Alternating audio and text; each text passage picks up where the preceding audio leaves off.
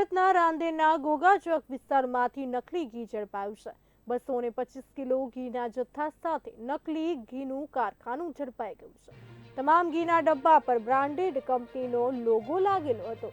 પોલીસે રાજેશ હરગોવિંદ પટેલ નામના આરોપીની ધરપકડ કરી લીધી છે। કેમિકલના આગળ અલગ અલગ મિશ્રણનો ઉપયોગ કરી આ નકલી ઘી બનાવવામાં આવતો હતો। સુરતથી સમાચાર સામે આવી રહ્યા છે। સુરતના રાંદેરના ગોગા ચોક વિસ્તારમાંથી નકલી ઘી ઝડપાઈ ગયું છે। 225 કિલો ઘીના જથ્થા સાથે નકલી ઘીનું કારખાનું ઝડપાઈ ગયું છે। તો આ તમામ ઘીના ડબ્બા પર બ્રાન્ડેડ કંપનીનો લોગો લાગેલો હતો। પોલીસે રાજેશ હરગોવિંદ પટેલ નામના આરોપીની ધરપકડ કરી લીધી છે। તો કેમિકલના આગળ અલગ મિશ્રણનો ઉપયોગ કરીને નકલી ઘીને બનાવવામાં આવતો હતો।